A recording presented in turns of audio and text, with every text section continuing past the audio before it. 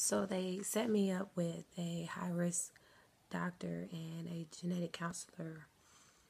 And, you know, it almost it changed my as weird as it sounded, changed my whole outlook on being pregnant. I really didn't even realize that I truly wanted my son until the very moment someone told me there was a possibility that I may never have him. So then I kind of changed my whole thought process. Like, I realized that, having a child, whether it was in my opportune, situation or circumstance, that, it was a blessing from God, and I should never, take that blessing for granted. So I was finally on board with being pregnant, as weird as it may sound. And I pray for my son every day in and day out. I would pray like, Lord, please forgive me for all those things I said. I did not mean them.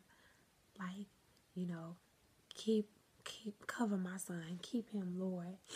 Give him the strength that he needs to continue to fight. Lord, just heal whatever it is that's going on in my body that is causing him any harm or distress. Lord, I ask that you just get rid of those things. Like I prayed diligently for my son's life, and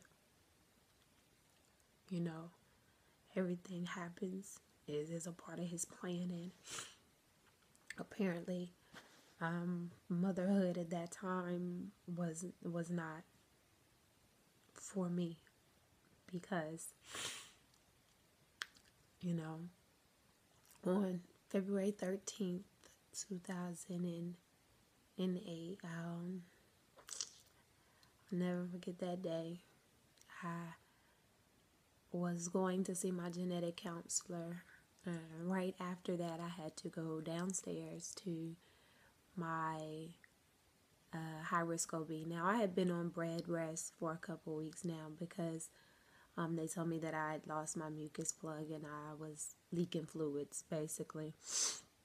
So they put me on bed rest because they said the more I drank, the more Josiah would drink and he would pee and replenish his sac. So that was their hopes. So, for months now, he was a fighter.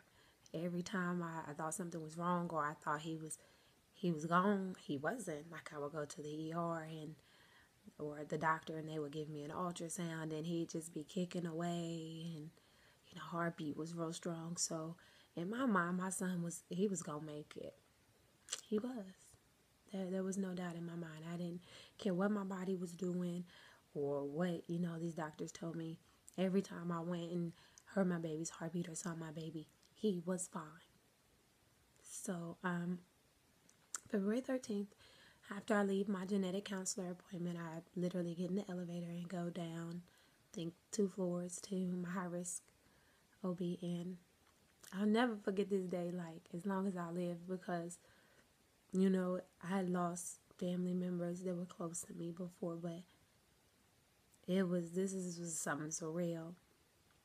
I was laying on the table, the ultrasound table, and the nurse came in and she was pushing that probe around my belly. And it's crazy because I had gotten so used to, seeing ultrasounds. I had more ultrasounds than a normal pregnancy.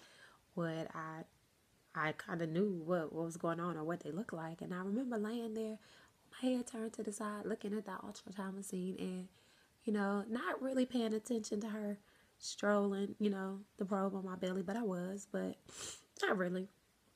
And I remember looking up that machine and said, it look a little weird today. Why is there so much gray area? And as soon as I got it out my mouth, she tells me, I can't find his heartbeat. I said, what?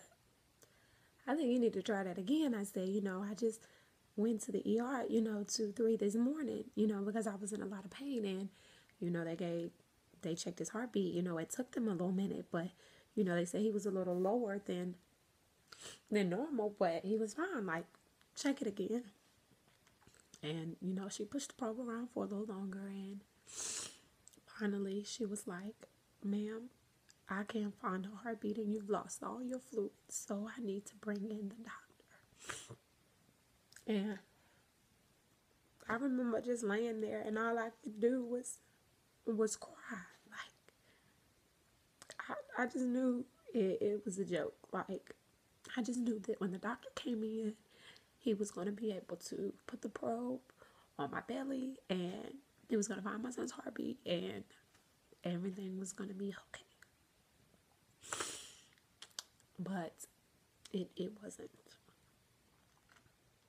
So the doctor came in, and he basically confirmed what the nurses told me, that my son no longer had a heartbeat, and that he was going to have to induce my labor, my regular.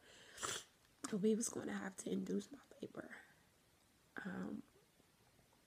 Or, I could have the option of having him expelled from me. And I was like, no, that's not an option. So my regular OB makes me an appointment for the next day. I was able to go home, and it's weird. I say this all the time because it baffles me to this day, but my son kicked my butt at night. Like, he put me through it.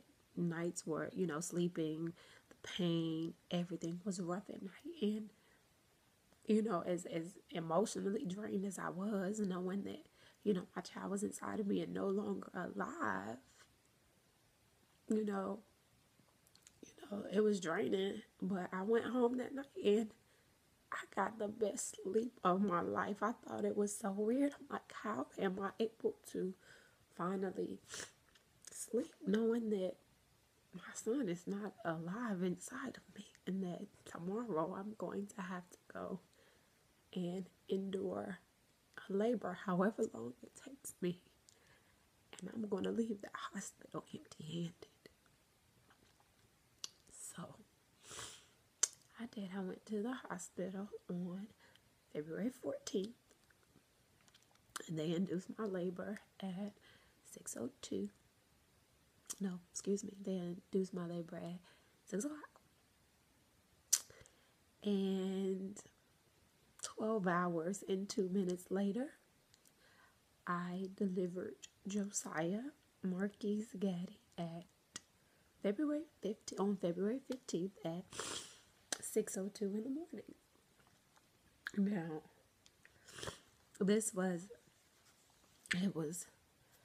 it was honestly surreal, because I literally went through every contraction, every pain, everything, and I had nothing to show for it. So, I will say my mom was a godsend, because she pretty much planned my whole son's, service and funeral for me, so that I didn't have to worry about those things. And I traveled to New Bern. Well, let me go back a little bit. When you're pregnant, you don't plan for your funeral. You don't plan that your child is not going to make it. You're planning to welcome a baby and bring a baby. And I wasn't expecting to have those type of expenses. I was expecting to, but yeah, I went through every contraction, every bit of pain, and I was gonna leave the hospital empty-handed. And when you're pregnant, you don't really think about the worst. And even though I knew that this was a real possibility, I never thought it would be my outcome. So, I was not planning to have to bury my son. So the expenses of actually burying him were a little more than what I could afford at the moment. And I remember, being made aware of the extra fee it would cost the funeral home to come to Charlotte from Greenville to pick up my son's body. So I know I couldn't afford that, and my mother couldn't afford that at the time. So we had to sign a release form for them to release my son's body to me, to allow me to travel with him to take him to the funeral home. So I did that, and I was wheeled out of the hospital like a normal pregnant woman with her baby in her hand. Only my son was not alive. And I drove, my son's father drove the 4 hours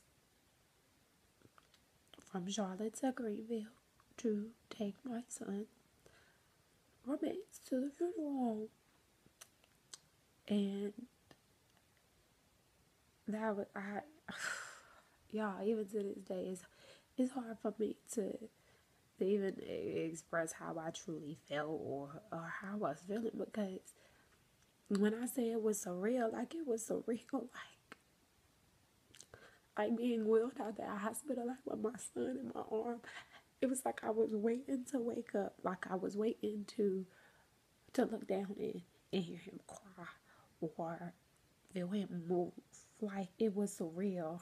So that whole trip to New Bern in that car with my son in my mom's arm in the back seat is unimaginable. And I'm going to end this video, guys, and pick back up where I left off when I'm not so teary-eyed and emotional, and we can really dig in and explore the whole situation. So I will be back to finish this video at a later date, but I do want you guys to make sure you join me, so like I said, we can really discuss the impact and the implication of me losing my son and what it did to me and how it changed my life and my outlook on things. So please make sure you join me for the next video so that we can finish. I can finish sharing my story. Thank you, guys.